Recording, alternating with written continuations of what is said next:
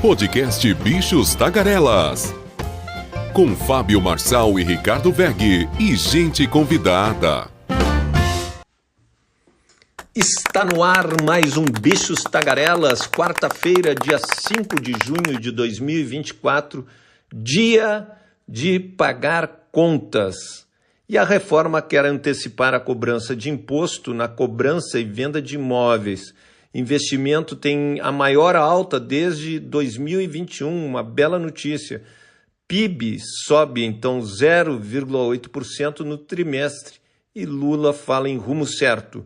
Governo desiste de taxar heranças sobre planos de previdência.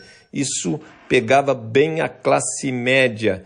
A Agência Nacional de Saúde anuncia o reajuste dos planos individuais de família de até 6,91%. Os destaques internacionais, as notinhas das araras, a Rádio ONU, nosso correspondente nos Estados Unidos, Carlos Kaminski, e o comentário do nosso luso franco-brasileiro, especialista na indústria automobilística, Renato Rossi.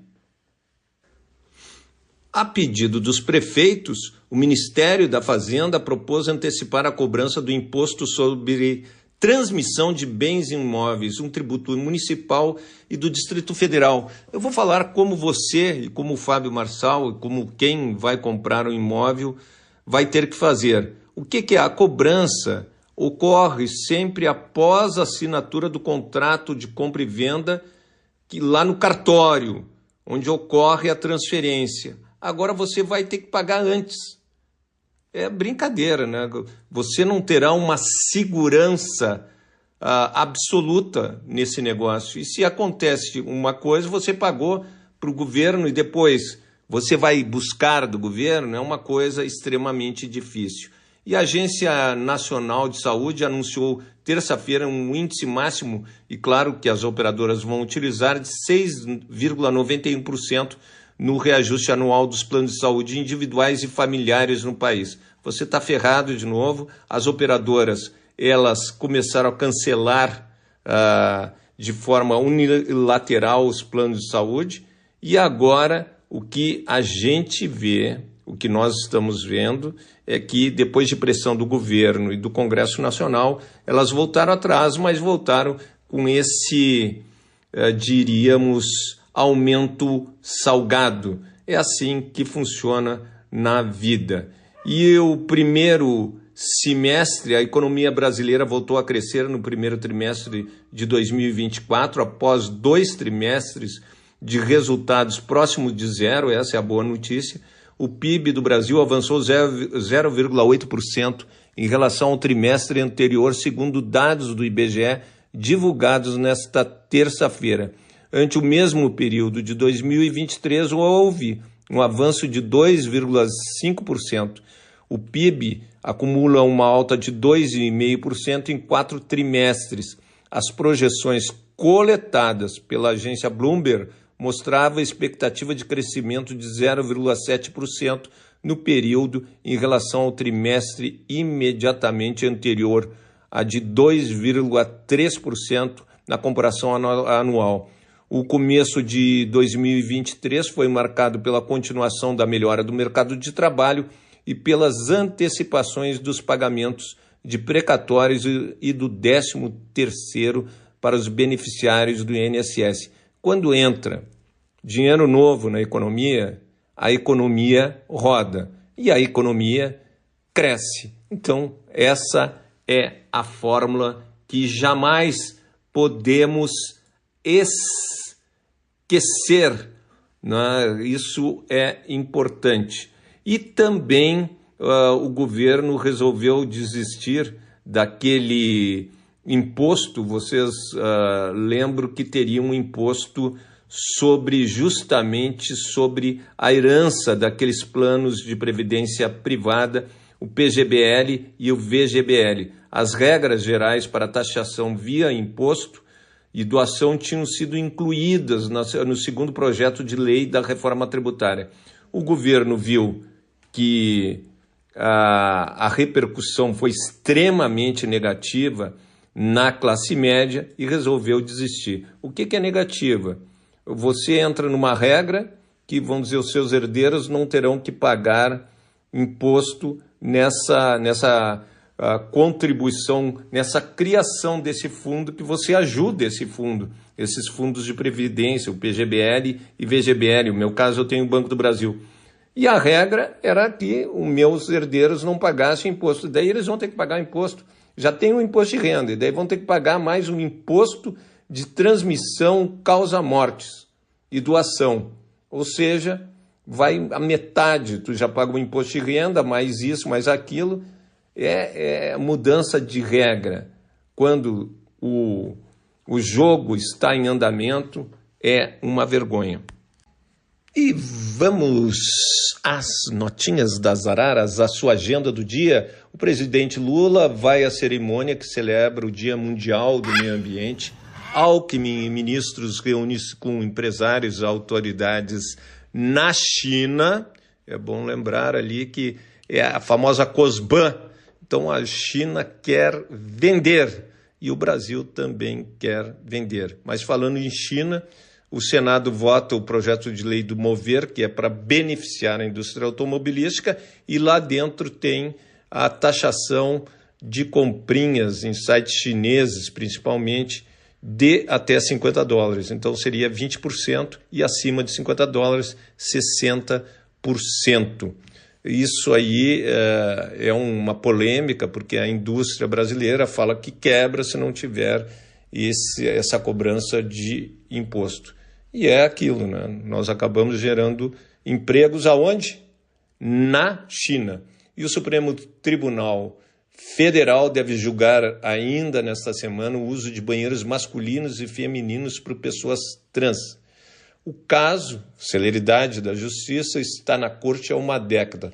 Ele começou a ser analisado em 2015, mas o ministro Luiz Fux pediu vista e só devolveu para o debate 8 anos depois, em 2023.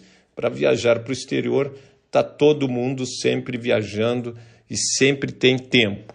Para votar e rejeitar ou não processos que estão no Supremo, é tudo lento, muito lento. A ação foi movida por Amanda Fialho, uma mulher trans que foi impedida de ir ao banheiro feminino no Beira-Mar Shopping de Florianópolis. E mais 9 estados brasileiros poderão utilizar uma ferramenta criada para ajudar a encontrar crianças e adolescentes desaparecidos no país.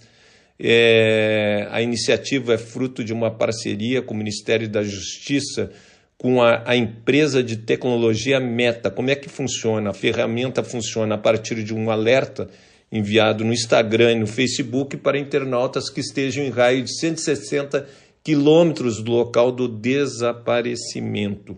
Eles recebem fotos das crianças e descrição de roupas delas.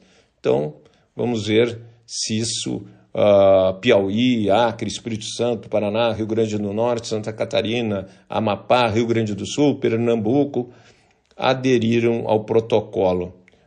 Distrito Federal, Minas Gerais e Ceará já utilizam a ferramenta desde agosto de 2023.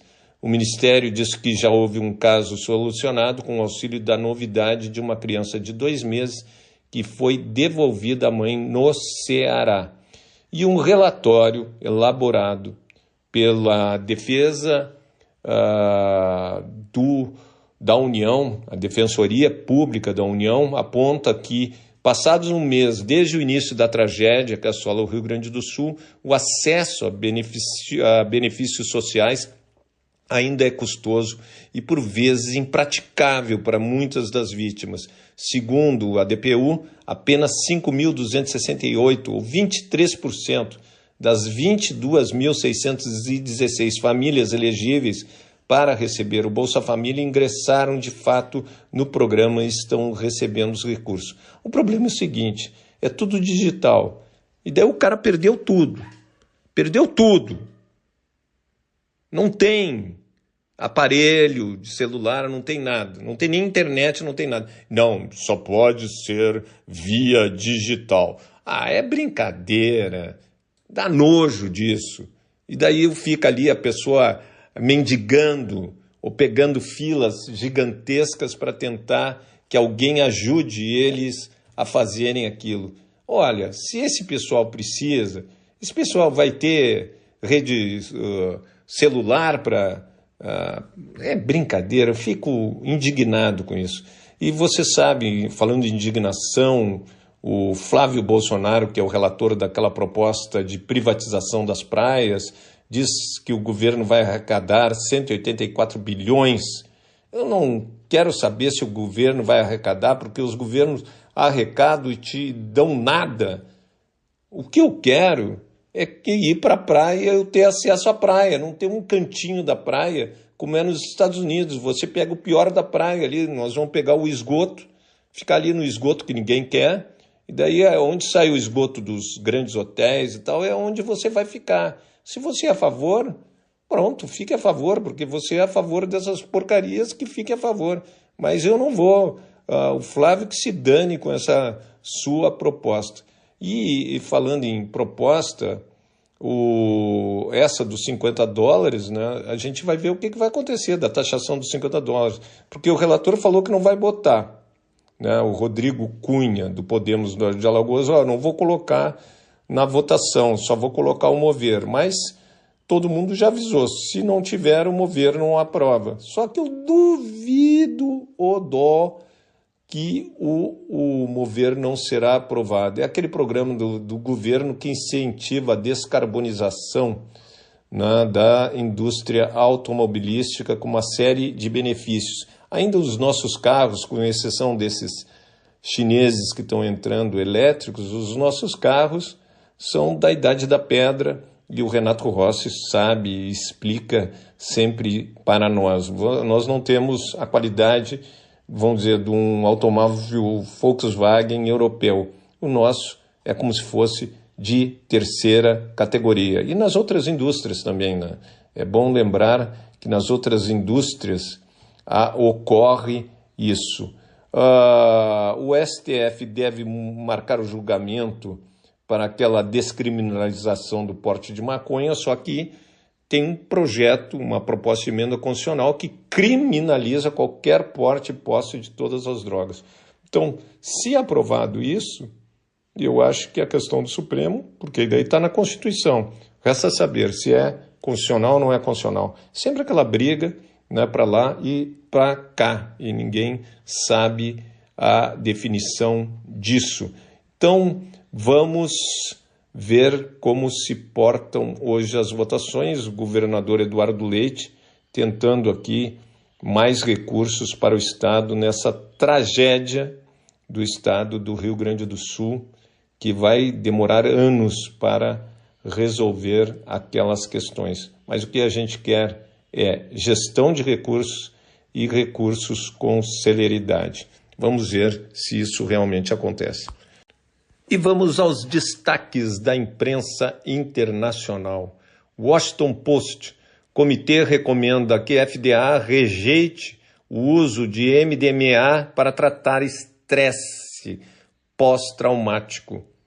Uma decisão aí da Anvisa americana.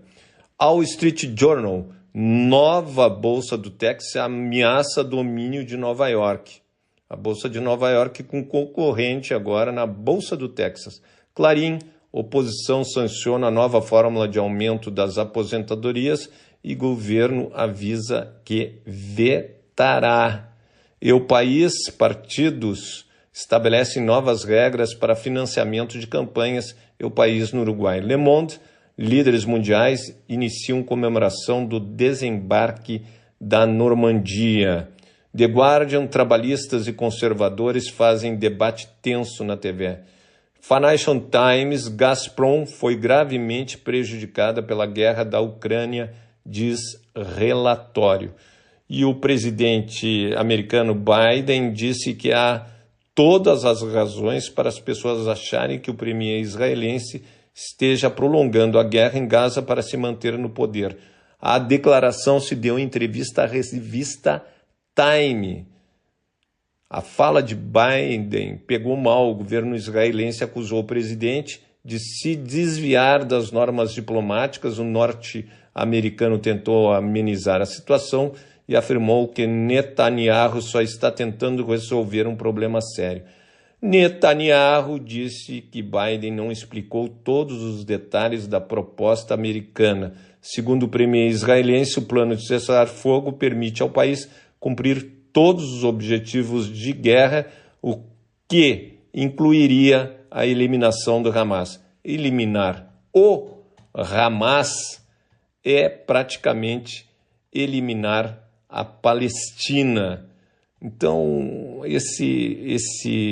ninguém segura esse Netanyahu, o primeiro-ministro que acabou praticamente, né, com o país, um genocídio contra a Palestina. Não existe mais prédios na Palestina, não existe mais nada. A solução é a criação de um Estado para a Palestina, como muitos países europeus estão tentando, e que essa guerra não, porque é praticamente uma eliminação de palestinos. E os dois maiores bancos russos esperam abrir filiais já nas regiões anexadas da Ucrânia em julho.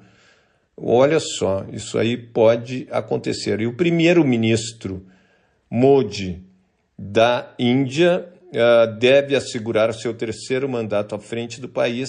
Está no cargo desde 2014 e o mandato é de 5 anos. Apesar da vitória, o partido do Modi perdeu 63 cadeiras no parlamento e obteve 240 das 543 assentos. Isso exigirá que o premier monte uma coalizão para governar. É a primeira vez em uma década que o partido não conquista a maioria na casa. E olha só, essa vem do Japão.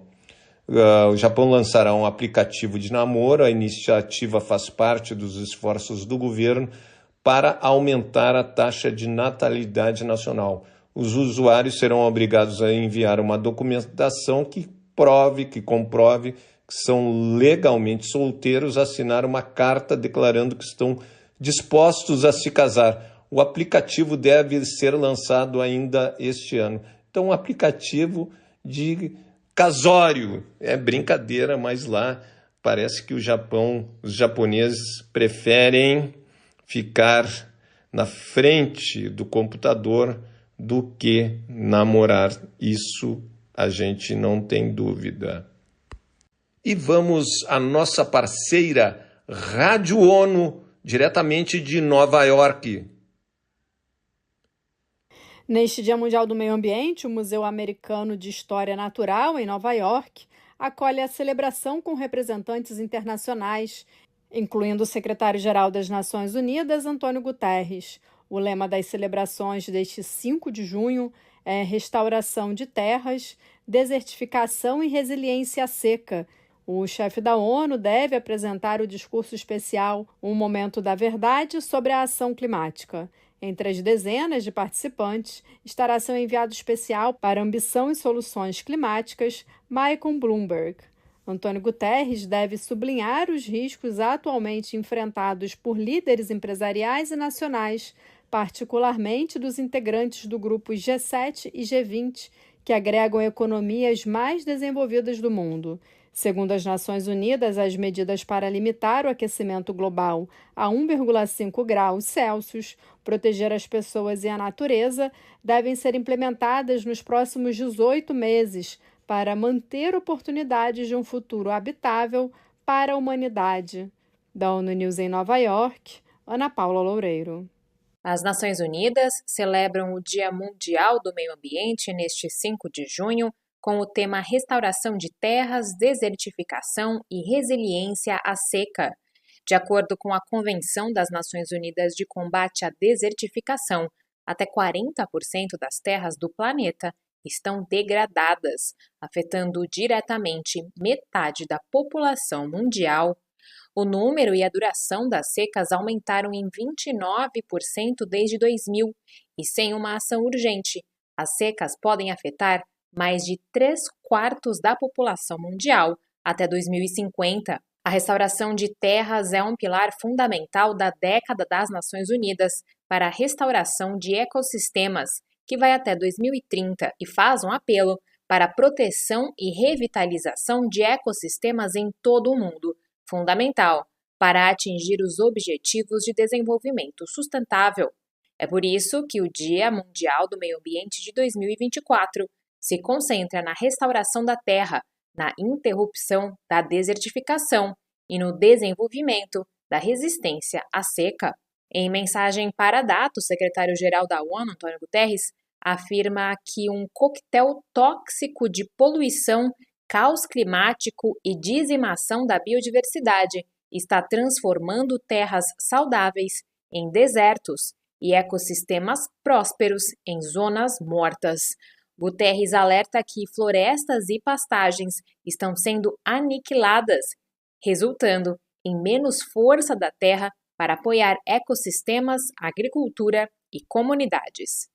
Da ONU News em Nova York, Mayra Lopes. Fala, Kaminski, qual é o principal assunto aí nos Estados Unidos? Olá, Ricardo Veg. Olá, Fábio Marçal. Olá, Renato Rossi. Bichos tagarelas, aqui Carlos Kaminski, de Nova York. E o presidente Joe Biden chega à França nesta quarta-feira para se juntar aos líderes mundiais para comemorar os 80 anos do dia D. Uma visita do ano eleitoral onde ele planeja aproveitar a memória dos aliados unidos contra a tirania para destacar as apostas de sua campanha e fazer uma comparação acentuada com Donald Trump. Biden se juntará a mais de 2 dúzias de chefes de estados, descendo na Normandia junto com dezenas de veteranos da Segunda Guerra Mundial. Alguns deles com mais de 100 anos de idade. Eles honrarão as tropas dos Estados Unidos, Canadá e Grã-Bretanha, que desembarcaram na França em 6 de junho de 1944, em uma ofensiva que lançou as bases para a derrota dos nazistas. Biden também está programado para fazer um discurso sobre democracia e liberdade na sexta-feira, de acordo com a Casa Branca, dando-lhe a oportunidade de colocar a luta contra o autoritarismo em um quadro global. Um dia depois, ele se encontrará com o presidente Emmanuel Macron para sua primeira visita de Estado à França como presidente. Biden, durante sua presidência, destacou a tarefa de reconstruir alianças danificadas por Donald Trump e trabalhar para restaurar o papel da América como líder mundial, rejeitando a agenda America First de Trump e condenando-o como uma figura que foi ridicularizada por seus pares. Biden também criticou Trump por dizer que encorajaria a Rússia a fazer o que eles quiserem contra os membros da OTAN se esses países não estiverem gastando sua parte em defesa.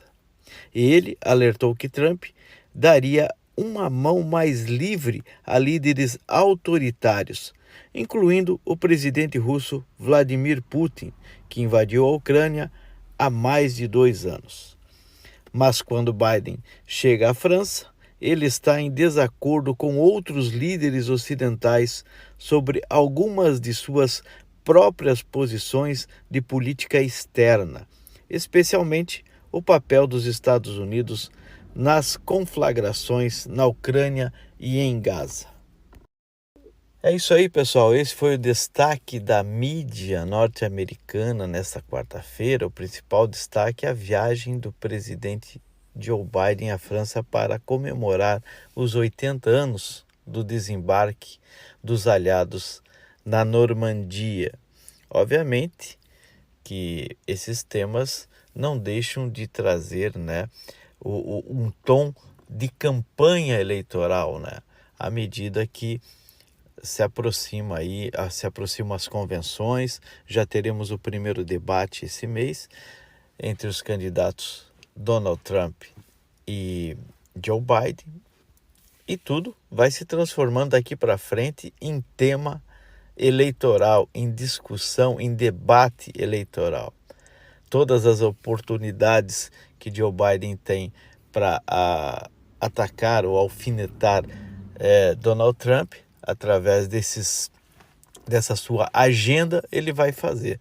Da mesma forma, Donald Trump tenta explorar e atacar o Joe Biden internamente aqui com os temas relevantes da imigração, o tema da inflação, o tema do aumento dos combustíveis, o problema da economia norte-americana, a condução da guerra Ucrânia e também Israel-Hamas. Isso aí tudo vira tema de campanha. E assim vamos levando aqui. Eu deixo para vocês um forte abraço. Nos vemos amanhã. Renato Rossi, nosso franco-brasileiro, com seu destaque na indústria automobilística.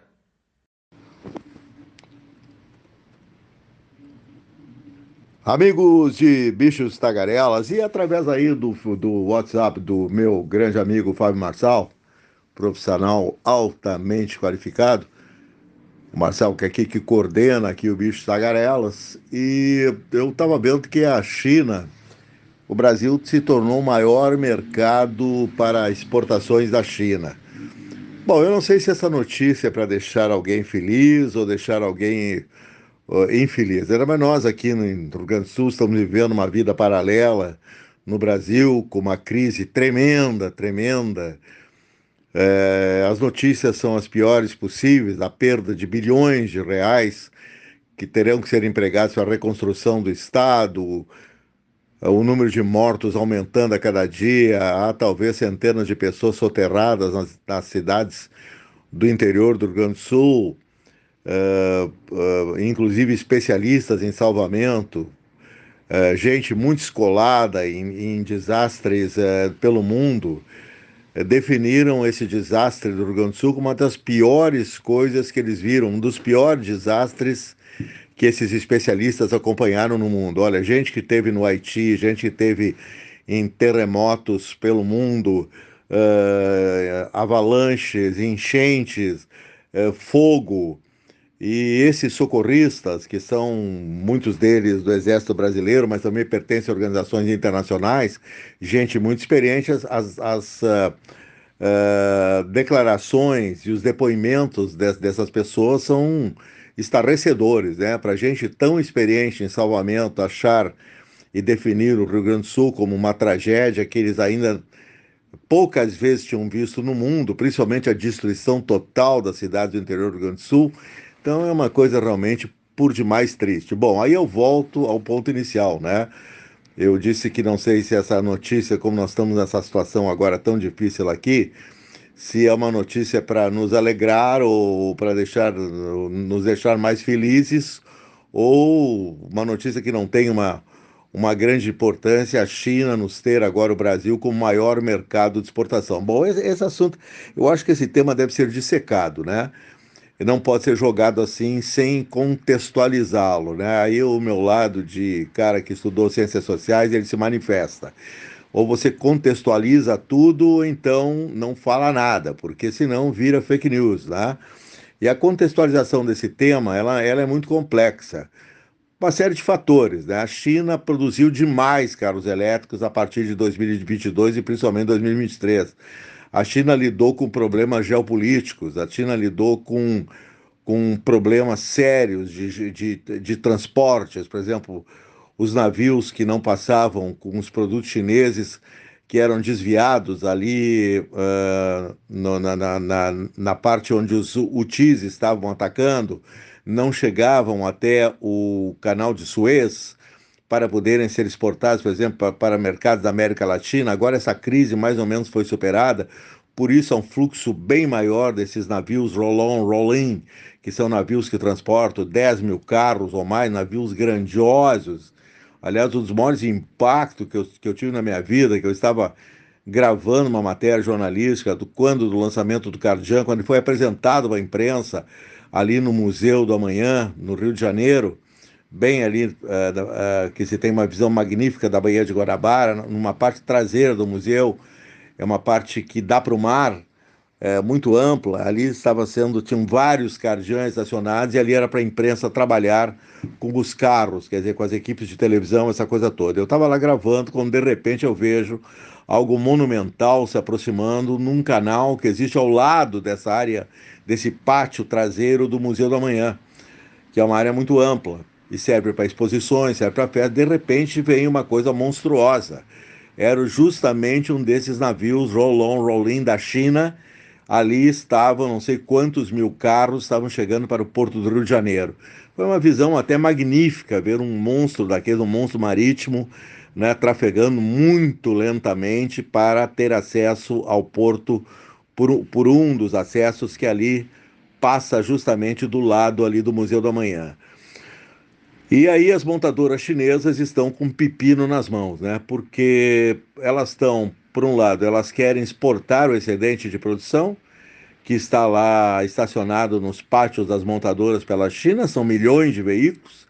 O mercado chinês não assimilou aquilo que as montadoras chinesas pensaram que iria assimilar em 2023 e agora em 2024.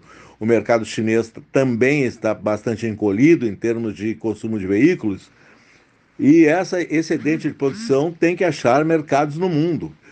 E não está fácil, por exemplo, os chineses estão aí vivendo um drama na Europa, porque a todo momento, num protecionismo evidente, né? A Comissão Europeia, a Comissão Econômica, Comissão de Proteção Ambiental, Comissão Antitruste, todas as comissões possíveis estão verificando a lisura, quer dizer, como se essas exportações chinesas não são uma forma de dumping para quebrar os mercados locais na Europa e para introduzir o carro chinês com uma força total dentro do mercado europeu. Aliás, os chineses estão tentando tapar a boca dos europeus na medida que eles estão instalando fábricas lá na Europa do Leste.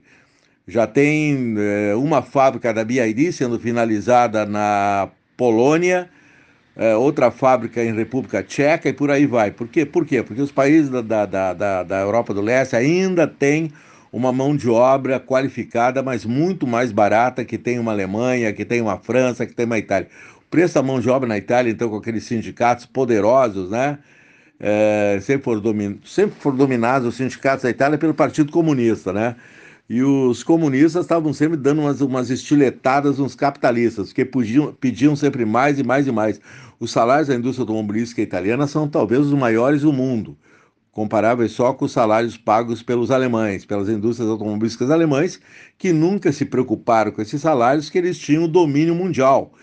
Eram eles que fabricavam os carros de luxo, os carros esportivos, da Mercedes-Benz, da Porsche, da Audi, de todas as marcas alemãs de elite. Eles tinham também a Opel, que hoje é de propriedade do Stellantis, Opel Vauxhall, e carros excelentes que eles tiravam qualquer custo de produção em cima da vendagem enorme dos carros, né? Porque 80% da produção alemã era para mercado de exportação. E aí os alemães também colocaram fábricas ao redor do mundo, né? Basta ver que nós temos aqui fábricas do Brasil, da Mercedes-Benz, nós temos fábricas da BMW, nós temos fábrica da Audi. As principais marcas estão também aqui no mercado brasileiro, mas começaram a tomar um ferro firme dos chineses. Os chineses tiraram muito, estão tirando inclusive um público de elite dos alemães. E aí fica muito difícil o caminho dos alemães no mundo. E aí quando começa o emprego ser ameaçado no mundo desenvolvido, esse mundo desenvolvido que é tão partidário do livre comércio, da competição, né, daquela essência do capitalismo, ele começa a se proteger. Então, as sanções, a Europa vai imitar o governo Biden, que vai taxar os carros chineses em 100%. Agora não é mais Biden, né? É o Joe Trump, né? O Biden está fazendo a mesma política protecionista, America First, política fascista que Trump fez os 4 anos de um governo desastroso para os Estados Unidos da América, e que, no entanto, com aquele desespero, está vendo numa sociedade norte-americana que, evidentemente, no plano social, no plano espiritual, cultural, é uma sociedade decadente. Basta ver os produtos que eles oferecem ao mundo, basta ver a televisão norte-americana com seu baixíssimo nível. Caiu muito. Isso, aliás, quem fez um magnífico ensaio sobre isso não é o Renato Rossi, foi ela é socióloga, antropóloga, a Camille Paglia, né, que é uma feminista de primeira, uma intelectual de peso. A Camille fez ensaios magníficos sobre a decadência espiritual e cultural da sociedade americana. Olha, os ensaios da Camille já faz tempo, hein? Ela fez esses ensaios lá pela década de 90. E agora está todo esse problema aí que os chineses procurando desesperadamente abertura de mercados no mundo. Mercados que ainda estão aceitando os produtos chineses sem restrições. É o caso do Brasil. Há um imposto de 35% para chinês que vai pagar 100% de imposto, já vai pagar agora nos Estados Unidos e vai pagar também com o governo Trump, nem se fala, eles vão pagar 300% de imposto. O Trump não quer que carro chinês entre nos Estados Unidos da América, vai começar com aquela história de Buy American, Buy American, né? O trouxa do americano foi nessa do Trump e acabou por carro perdendo quase $10.000 por unidade, que os chineses produziam carros muito melhores que os americanos, e o americano não estava tendo acesso ao carro chinês pelo grande imposto que eles tinham que pagar em cima dos carros chineses. Tiraram o imposto, 2023 já os chineses venderam 100 vezes mais dentro do mercado americano, estão vendendo muito nesse 2024, e aí o Biden é que agora inventou também de proteger a sua indústria automobilística, né? Problema da indústria automobilística norte-americana que ficou construindo lá, fabricando os seus Mustangs com 500 HPs, um motor que parece uma panela de pressão, um barulho estranho, daquele motor V8 do Mustang. Já dirigi demais esses Mustangões, aí são ótimos, viu? Mas é excesso de um motor, que ele não tem necessidade daqueles motores V8. Claro, né? Poder da máquina, né? O Mustang sempre foi o carrão esportivo norte-americano. E agora tem Mustang elétrico, ainda bem que a Ford também já embarcou nessa da eletrificação. Mas esse protecionismo, então, está gerando esses efeitos aí colaterais. Os chineses, ontem mesmo, foi lançado mais uma marca aí desconhecida, né? Eu nunca tinha ouvido falar na Neta. A Neta deve ter um avô, no mínimo, um avô chinês, porque são marcas bem desconhecidas, estão chegando no mercado brasileiro. Mais conhecidas são a JQ e a Omoda, que pertence à Geely, que é uma marca muito conhecida. Então, amigos, a chegada dos chineses aqui ao Brasil com o maior mercado é que, por enquanto, isso acontece. Agora, não acredito que a Associação Nacional dos Fabricantes de Veículos Automotores, que sempre segurou esse mercado com unhas e dentes, praticou sempre um protecionismo tremendo no mercado brasileiro, vai deixar passar essa história de chinês chegando aos montes no Brasil sem pagar nenhum imposto, numa boa, com promessas que vão fabricar aqui. Essas promessas podem nem se realizar. Eles vão querer importar durante muito tempo com imposto muito baixo, né? Isso não vai acontecer. Eu tenho certeza que a Associação Nacional dos Fabricantes de Veículos Automotores já está reacionando essa entrada chinesa e vem logo aí uma paulada de imposto muito braba em cima do carro chinês. Vai acabar a farra do boi chinês. Novo encontro com vocês amanhã. Bem, acabou-se o que era doce. Gostaríamos de agradecer ao Cielito Rebelato Júnior, nosso publicitário e responsável pela edição do Bichos Tagarelas. Agradecer ao Ricardo Egg, nosso diretor, produtor e tudo que representa o Bichos Tagarelas. Agradecer também ao Carlos Kaminski e à Rádio ONU, que dão brilho ao nosso programa diretamente de Nova York, ao nosso especialista na indústria automobilística, Renato Rossi, e dizer a todos vocês que nós agradecemos a sua audiência. Participe no YouTube, dando suas sugestões, fazendo as suas críticas, sempre são bem-vindas. Então, obrigado por tudo e voltamos amanhã, dia 6 de junho, uma quinta-feira. Até amanhã.